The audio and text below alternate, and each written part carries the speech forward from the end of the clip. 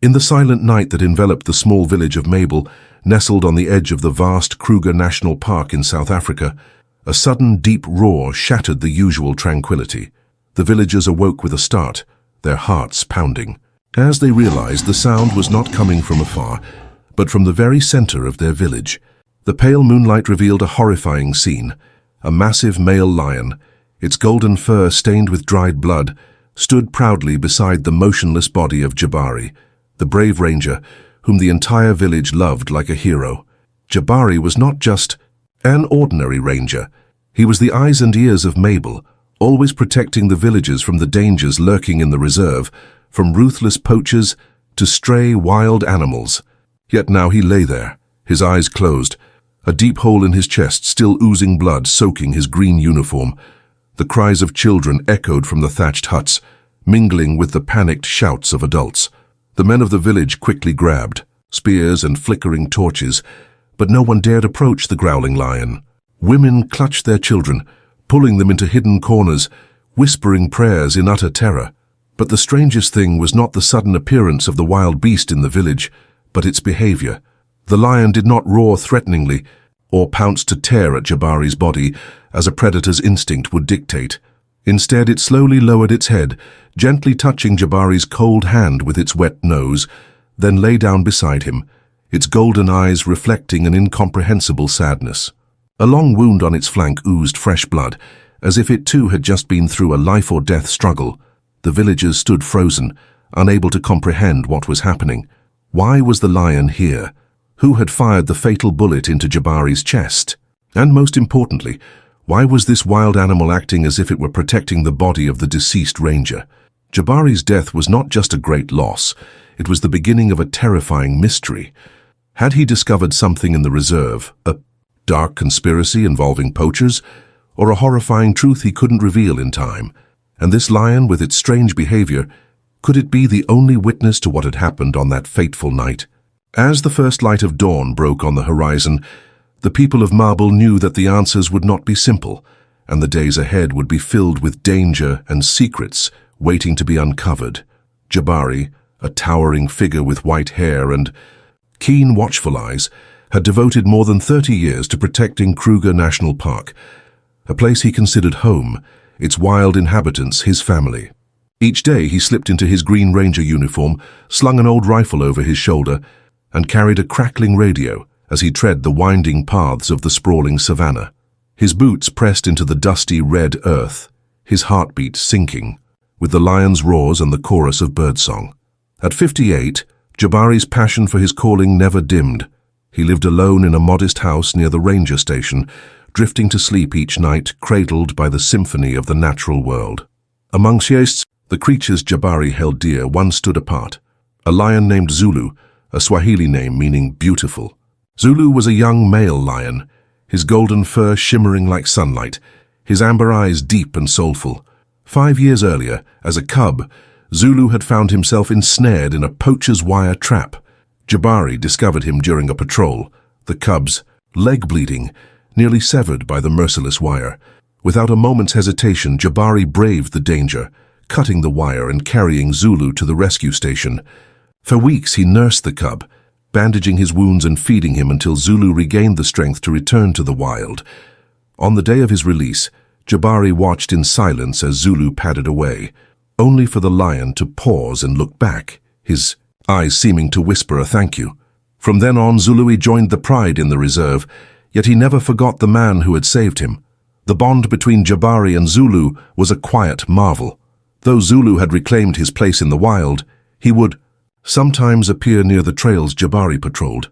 From a distance, he observed with curious, friendly eyes, as if silently guarding his old friend. Jabari often spoke of Zulu to his colleagues, his voice brimming with pride. "He's Kruger's child, and I'm the lucky father who saved him." Stories of Zulu rippled through the ranger station, becoming a testament to the love between humanity and nature. Yet Jabari's work was anything but simple. Poachers grew ever bolder, armed with modern weapons and ready to cut down anyone in their path.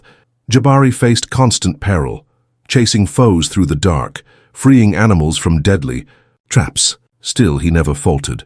"Kruger is my breath," he once declared, "and I'll defend it to my last." One late afternoon, as the sunset painted the hills in gold, Jabari patrolled alone. Suddenly, from the underbrush, Zulu emerged, now a majestic adult. Jabari froze, his heart pounding, not from fear but from wonder. Zulu met his gaze with familiar eyes, like a greeting between old companions. They stood facing each other in stillness, the only sound the wind rustling through the leaves. After a moment, Zulu turned and melted back into the forest, leaving Jabari with a lingering warmth and pride. He knew that despite their separate worlds, an unseen thread tied them together. Night fell over Kruger National Park, thick black clouds swallowing the sky, the wind howling with the icy promise of a coming storm. Rain began to fall, first tapping softly on the ranger station's roof, then swelling into a torrential downpour, as if the heavens meant to flood the earth. Jabari, a seasoned ranger, was patrolling near the southern grasslands when a desperate cry pierced the air. The anguished wail of an elephant. The sound, raw with pain, cut through the rain, snapping Jabari to attention. Without hesitation, he grabbed his rifle, leaped into his jeep and plunged into the tempest. The torrential rain reduced Jabari's visibility to almost nothing, water splashing violently against the windshield, the headlights barely illuminating a few meters ahead. The muddy dirt road was slick and treacherous, but Jabari pressed on determinedly toward the sound of the cries. As he neared a dense thicket, he stumbled upon a horrifying scene, a group of about 6 poachers surrounding a herd of elephants. Armed with automatic rifles and machetes, they were attacking a female elephant for her tusks. The herd was in a panic, trumpeting loudly, trying to flee but blocked by the deafening gunfire. Jabari halted the jeep, his heart pounding wildly in his chest. He knew he was at a disadvantage, alone against an armed gang. He quickly reached for the radio to call for help, but the storm had rendered it completely useless, not a single signal getting through. "There's no time," Jabari muttered to himself, his eyes blazing with resolve. If he didn't act now, the entire herd would be slaughtered. He drew his gun, slipped quietly from the vehicle, and used the cover of rain and darkness to approach the poachers. Suddenly, Jabari fired a warning shot into the air. The blast tore through the night, startling the poachers, who spun around. They immediately returned fire, bullets whizzing past Jabari's head. He ducked behind a rock, firing back and hitting one in the leg, sending him crumpling to the ground. But in that split second, another poacher crept up from behind, ambushing him. A gunshot rang out, the bullet striking Jabari square in the chest. He collapsed, dark red blood pouring from the wound, mingling with the rain. Despite the excruciating pain, Jabari dragged himself toward the jeep, clutching his wound. The poachers, seeing he was no longer a threat, hastily gathered their spoils and vanished into the night. Jabari lay there, his breathing labored, consciousness fading. Fortunately, another ranger team, alerted by the distant gunshots, found him. They rushed him to the hospital, but the long journey through the storm caused him to lose too much blood. In the emergency room, doctors fought to save him, but the injury was too severe. Jabari lay still, his vision dimming, his lips moving, faintly as if trying to speak of the elephants he had tried to protect. At dawn, he took his last breath, leaving behind a profound sense of loss for his comrades and the wilderness he had cherished. Night enveloped Kruger National Park, thick black clouds smothering the sky, the wind howling with the chilling promise of an impending storm. Rain began to fall, first as tiny droplets pattering on the ranger station's roof, then swelling into a furious deluge, as if intent on drowning everything. Jabari, a seasoned ranger, was patrolling near the southern grasslands when he suddenly heard the agonized cry of an elephant. The sound, raw with pain and desperation, echoed through the rain, putting him on high alert. Without a second thought, he grabbed his rifle, leaped into the jeep and plunged into the storm. The downpour rendered Jabari's vision nearly useless, water splattering against the windshield, the headlights illuminating only a few meters ahead. The muddy dirt road was treacherous, but he forged ahead toward the cries. As he approached a dense thicket, he came upon a horrifying sight, a group of about 6 poachers encircling a herd of elephants. Armed with automatic weapons and knives, they were assaulting a female elephant for her tusks. The herd was in chaos, trumpeting frantically, trying to escape, but thwarted by the thunderous gunfire. Jabari stopped the jeep, his heart racing. He knew he was outmatched, alone against an armed gang. He reached for the radio to call for backup, but the storm had wrecked it completely, no signal escaping. "There's no time," he thought, his eyes fierce with determination. If he didn't act now, the entire herd would be butchered. He drew his gun, slipped out of the vehicle, and used the rain and darkness to sneak toward the poachers. Suddenly, Jabari fired a warning shot into the air. The blast ripped through the night, startling the poachers, who whirled around. They fired back instantly, bullets zipping past his head. He took cover behind a rock, returning fire and hitting one in the leg, who fell. But in that moment, another poacher crept up from behind, ambushing him. A shot rang out, the bullet piercing Jabari's chest. He fell, blood gushing out, blending with the rain. Despite the agony, Jabari crawled toward the jeep, clutching his wound. The poachers, seeing he was incapacitated, quickly gathered their loot and fled into the darkness. Jabari lay there, his breath shallow, his mind slipping away. Luckily, another ranger team, drawn by the distant gunfire, found him. They rushed him to the hospital, but the long trek through the storm caused him to lose too much blood. In the ER, doctors battled to save him, but the wound was too grave. Jabari lay motionless, his eyes dimming, his lips barely moving as if trying to speak of the elephants he had fought to save. At dawn, the doctor's worst fears were confirmed, and the inevitable came to pass. Jabari's final days unfolded in an eerie stillness across the vast savannah. The wind fell silent, the birds ceased their songs as if nature itself held its breath, anticipating something profound. Zulu, now a magnificent male lion with a resplendent golden mane, had risen to lead his pride. His eyes gleamed with wisdom, shaped by the years spent near Jabari, the aging ranger who had rescued him from a poacher's trap as a cub. One afternoon, as the sunset bathed the horizon in red, Zulu began to act unusually. He rose, lifted his head to sniff the wind, then fixed his gaze toward the ranger station where Jabari had worked. With a deep, rumbling roar, he summoned his pride. The others, lionesses and cubs, gathered around him ready to follow. Without explanation, Zulu set off, leading the pride toward the station with swift, purposeful strides. They moved like a golden wave, blending into the twilight's soft glow. At the ranger station, villagers went about their daily routines. Children played, their laughter ringing out, while adults tended to their tasks. But the peace was shattered. A woman screamed as she spotted lions emerging at the village's edge. "Lions! A whole pride!" Her cry spread, sparking panic. Villagers scrambled, clutching their children, seeking shelter, bewildered by the rare sight of lions approaching human territory. Shouts and frantic footsteps filled the air. Scientists have proven that lions possess long-term memory and remarkable recognition abilities, which explain Zulu's behavior in this story. Lions are highly social animals, with complex pride structures, and their ability to recognize individuals plays a crucial role in maintaining relationships within the group. Research from the University of Oxford shows that lions can remember other members of their pride based on visual cues, sounds and scents, even years after their last encounter. This suggests that their memory extends beyond mere survival, encompassing social bonds as well. Moreover, a study from the Kenya Wildlife Research Institute found that lions can recognize human voices, particularly those of familiar individuals. In experiments, lions that had been cared for by humans as cubs showed more friendly responses to the voices of their rescuers or caregivers compared to strangers.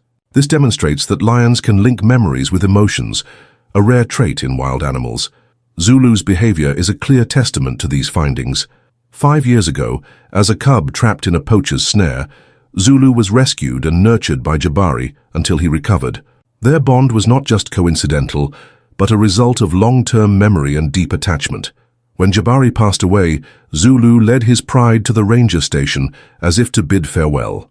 Scientists explain that this is a manifestation of the lion's ability to recognize the human who once saved him, an act that transcends the natural instincts of a wild predator. But Zulu paid no mind to the chaos around him. He guided his pride straight to the medical area, where Jabari lay on his deathbed, his breaths growing fainter by the second. Inside, Jabari's family and former colleagues kept a quiet vigil. The steady hum of medical equipment blended with soft sobs. Jomo, now a mere shadow of the robust ranger he once was, drifted between memories of his days roaming the savannah. Suddenly, the commotion outside shattered the stillness. A ranger burst in, his face pale. "Lions! They're right. Outside." Fear rippled through the room, but with his last ounce of strength, Jomo whispered, "Take me to the window." They lifted Jabari and placed him near the dusty window pane. Through the glass, he saw Zulu standing tall and regal, his eyes gleaming in the fading light. The rest of the pride encircled him, but Zulu's gaze was fixed solely on Jabari, as if he knew exactly where his old friend was. A weak smile crossed Jomo's lips, tears tracing his gaunt cheeks. "Zulu, you've come."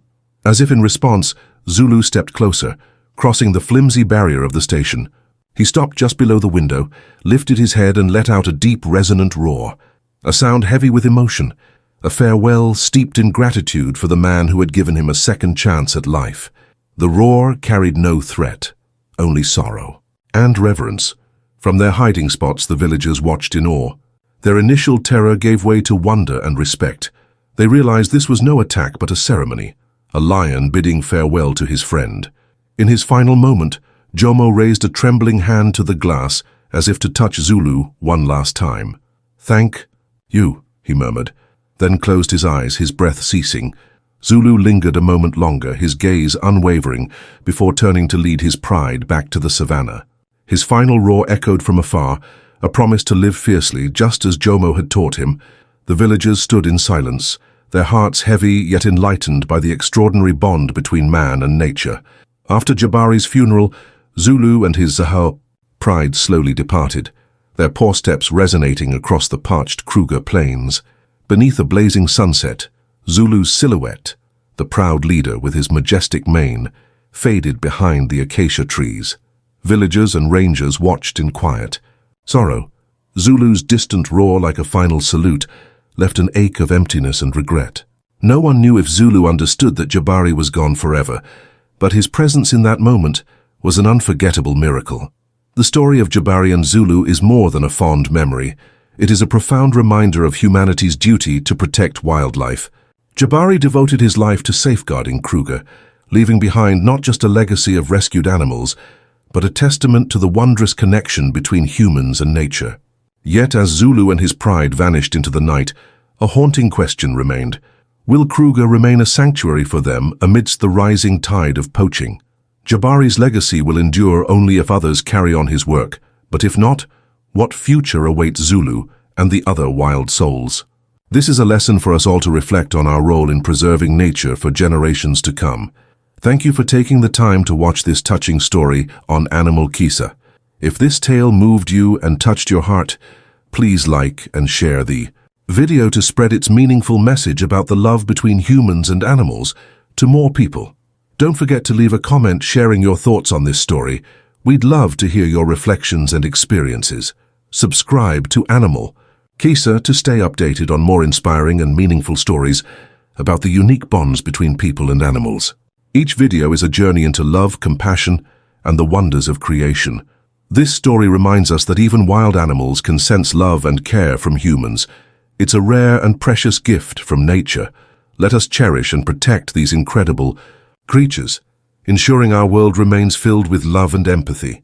See you in the next Animal Kisa video. Wishing you a wonderful day full of joy.